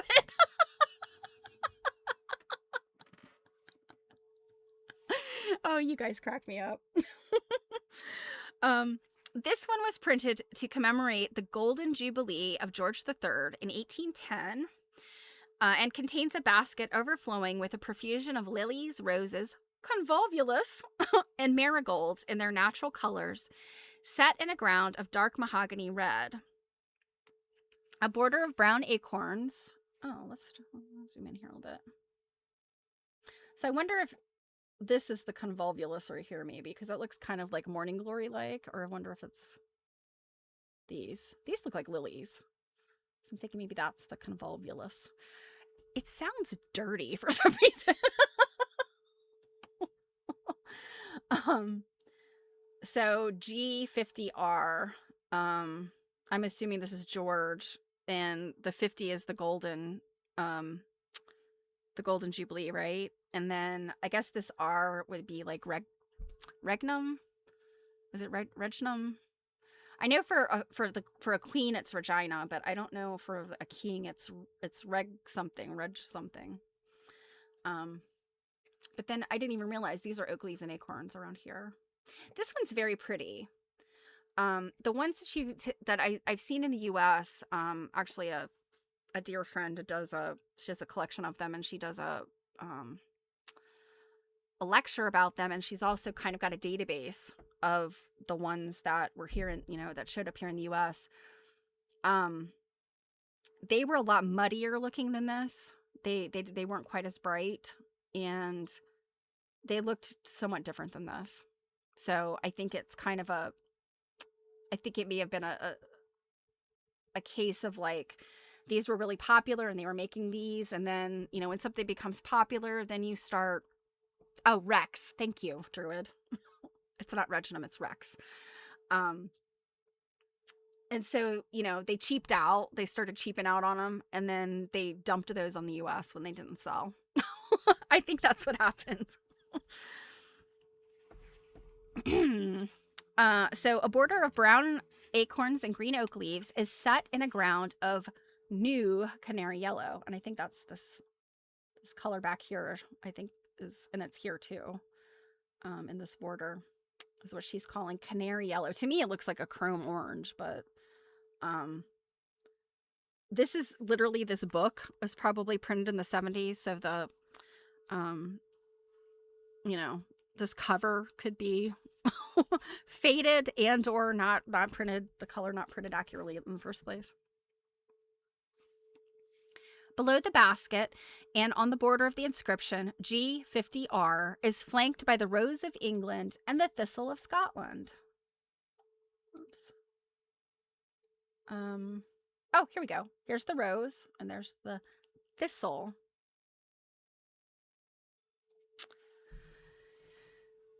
And the space below the inscription is filled in with an impressive bunch of shamrock, no doubt in celebration of the recent Act of Union with Ireland. And so I think these are the shamrocks right here.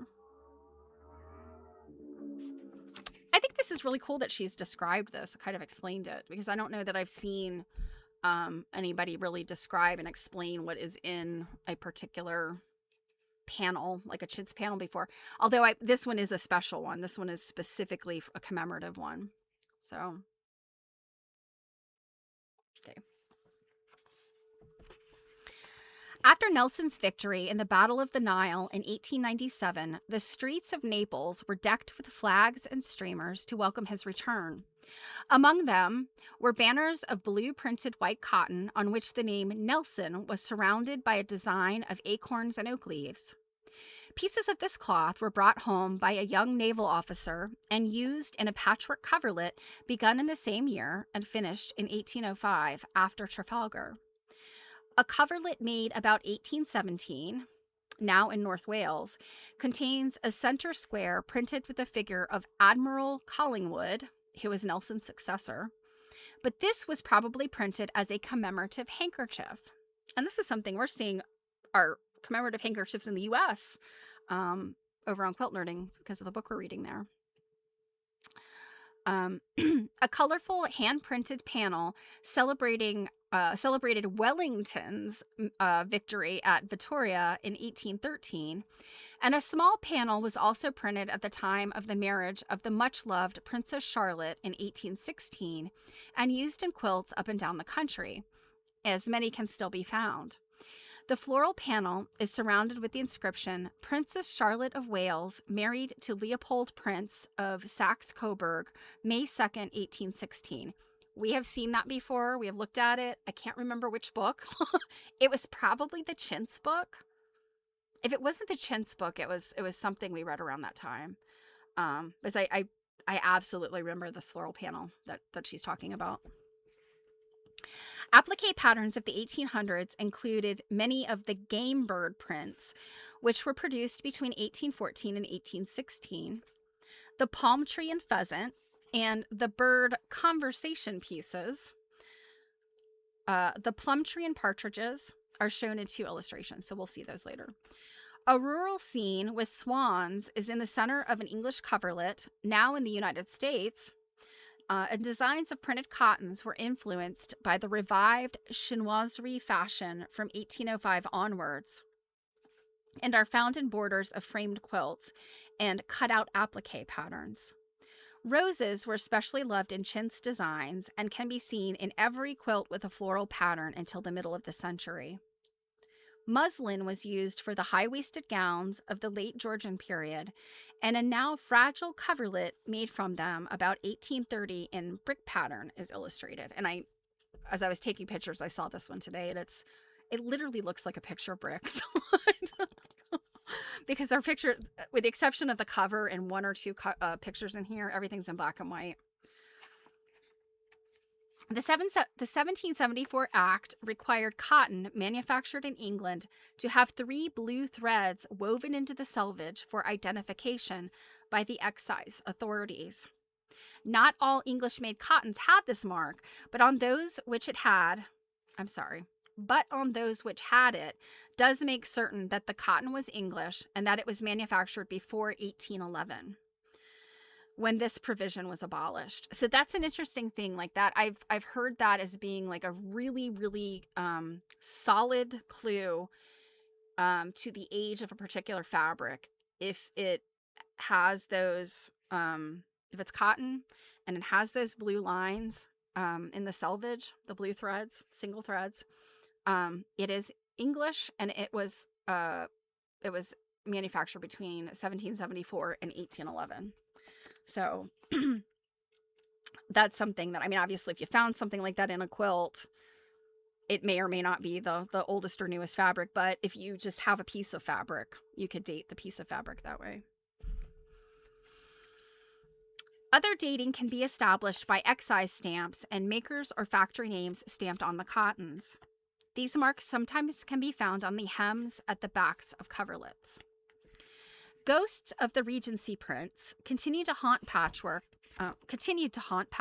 until about 1850, but some cottons printed after the early 1830s were also ghost-like due to the fading of the chemical dyes, rather than because they are relics of a past age.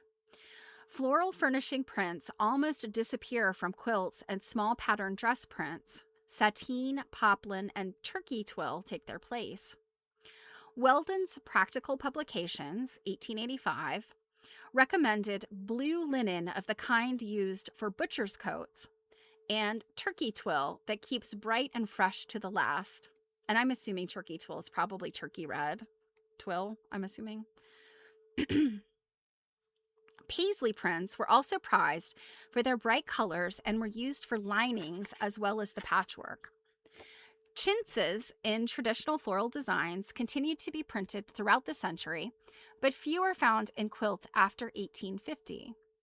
Some of the broken scroll and fern patterns appear in quilts made in the 1860s. A print designed towards the end of the 19th century was used about 1920 to repair the border of a coverlet made in the early 1820s. So this is when you get into some like real trickery, is when you get an old object or an old textile that has been repaired at a much later date with another old textile. And that is very confusing. And that's why in a museum, at least, or gallery, they would have very clear conservation notes about that to say, you know, this quilt is from 18 whatever. In the year 19 blah, blah, blah, it was repaired with some piece of fabric, you know, in block A1, fabric of, you know, that era, 1820 or 1850 or whatever.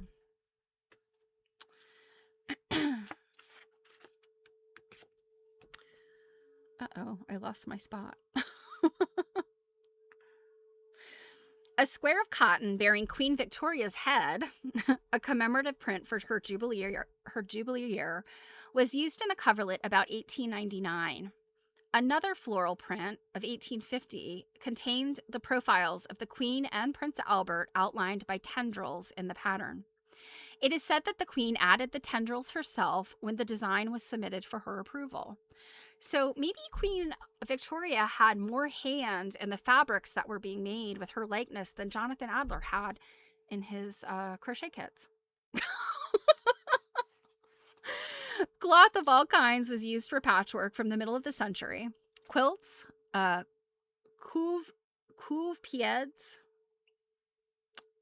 something cover, I don't know, and table covers left on when the white cloth was spread to protect the table from hot dishes. Borders for table covers, mounted on an olive green center, were said to be handsome, and we are told that slippers and footstools worked with cloth or velvet are very comfortable and useful. So now we know. Cloth patchwork is said frequently to be made from soldiers' uniforms, presumably of mess jacket facings and not regular service uniform. The work being done by Private Thomas Walker, obviously in felted cloth, suggests that this use of government property was not altogether frowned upon when good cause for it should be shown. And Thomas Walker, if I remember correctly, he was an injured soldier who did this incredible inlaid type of patchwork. It almost is like it was almost more like mosaic work than anything.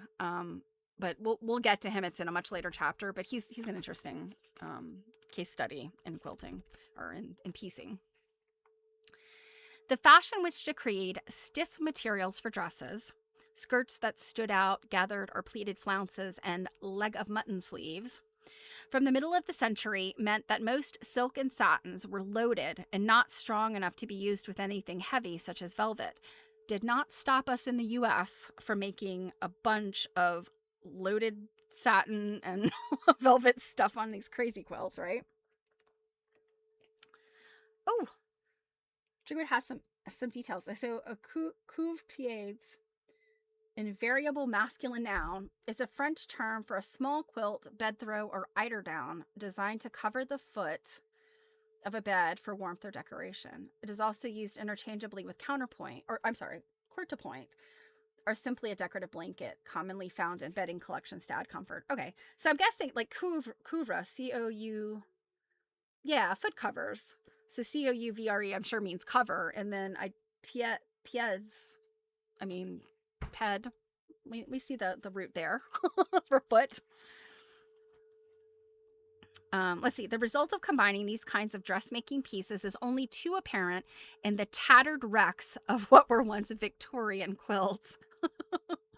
So yeah, we're talking about crazy quilts.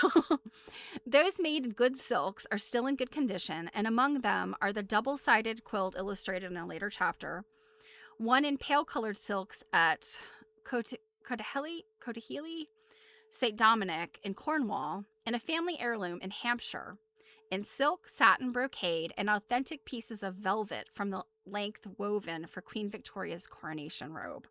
Wow. That's interesting. Bags, cushions, and footstool covers and antimacassars were made in velvet only from about 1860. Most are in good condition, but as velvet is virtually unwashable, some are far removed from godliness. I love it. Essentially, she's saying they are not clean. Ribbons and strong braid were used in log cabin quilts. China ribbons were used for embroidery in crazy work, and the flower sprays and border pattern on Jenny Jones's coverlet were so embroidered. I think Jenny Jones is another one we're going to see later.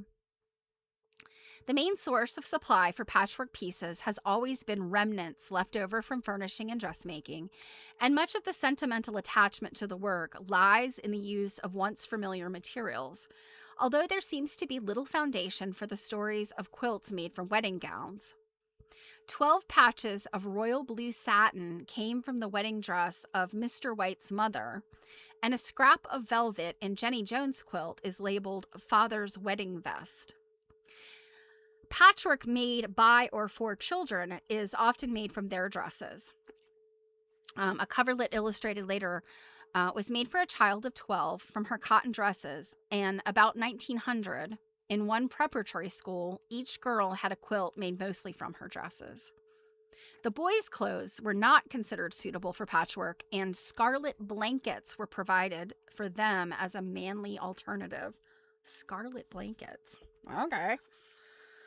As well as home-produced pieces and those from the village dressmaker, out-of-date furnishing, tailors, and dress patterns have been obtained from textile trade houses for over 100 years.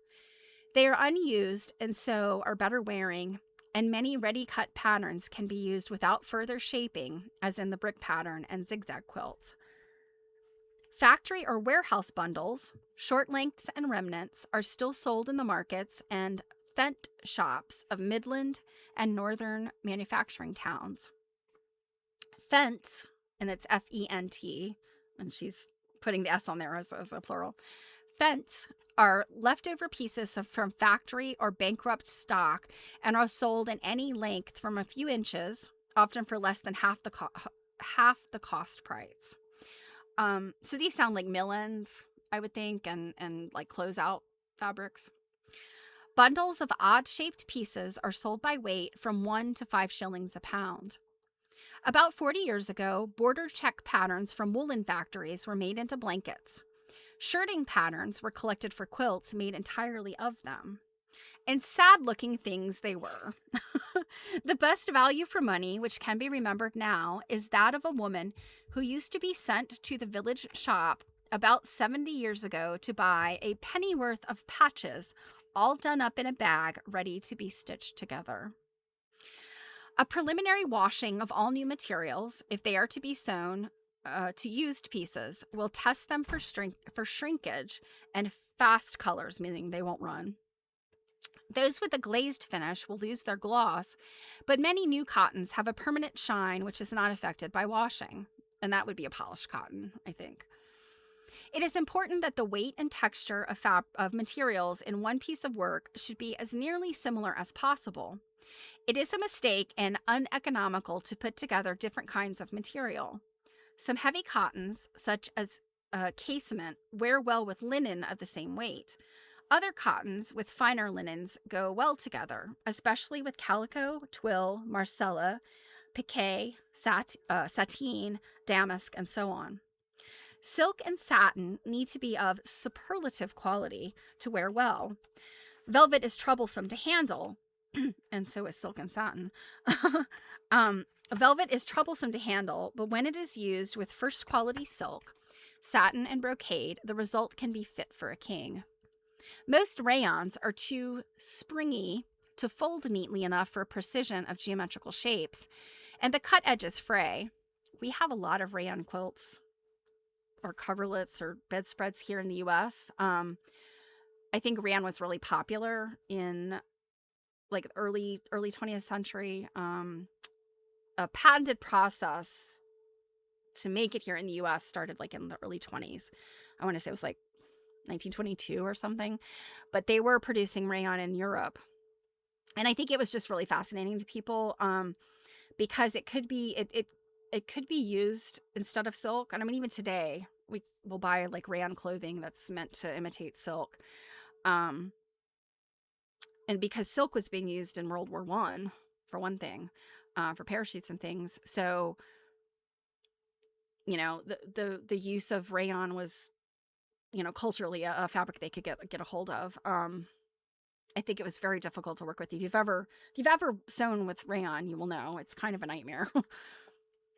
The wholly synthetic materials so far are too transparent and generally unsympathetic to patchwork techniques and processes. And I think she's calling rayon a synthetic, which it technically is, even though it's made out of wood pulp.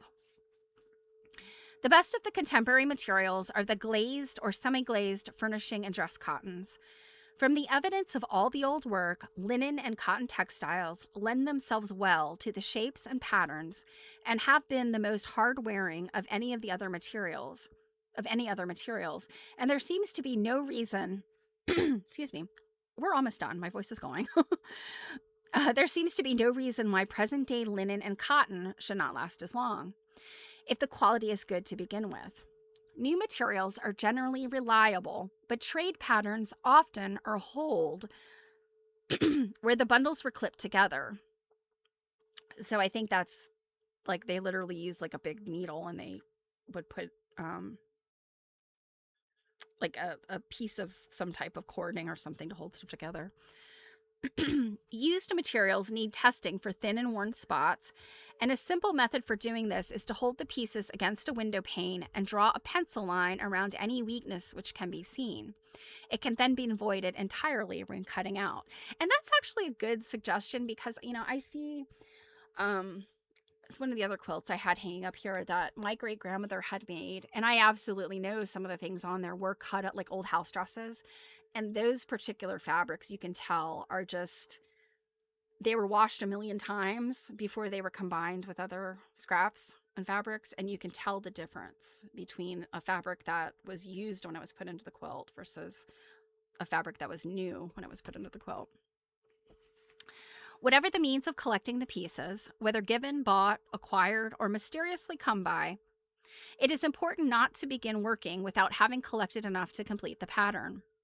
It is permissible to buy small pieces when needed to complete a piece of work, but it is against the tradition to buy all materials and calls to mind Maggie Tulliver's views on all patchwork in The Mill on the Floss. "It's foolish work," said Maggie with a toss of her mane, "tearing things to pieces to sew them together again." How many times have we heard that? Quilting's dumb. Why would you cut up good fabric just to sew it back together? All right, so next time we will tackle chapter 3, which is tools and equipment. She's starting off with templates, so that'll be interesting. I hope you guys have a wonderful weekend. I will be going to, on Saturday, I will be going to the Maryland Sheep and Wool Festival. So I will be sure to get some fun pictures. Alpacas, sheep, llamas, who knows what we'll see. And then Sunday I'm going to a quilt study. So I will maybe have some fun things to talk about on Monday. And hopefully we will definitely get to the Jonathan Adler fiber art kit. And oh, let's see. So Druid says she's going to be here. Contractor. No worries. No worries. We have to deal with, yeah, not a problem, Druid. I appreciate you. So yeah, you guys have a wonderful weekend. I hope that you have sunshine wherever you are. Fingers crossed. We've had rain here, so today seems sunny, so I'm hoping we have a good weekend. I hate stomping around the Wool and Sheep Festival when it's been raining because it's muddy and the sheep stink. So I hope you guys have a fantastic weekend. I will be back on Monday, and we'll keep going with this topic here with craft kits and Averil Co. So take care, guys, and I will talk to you soon. Mwah!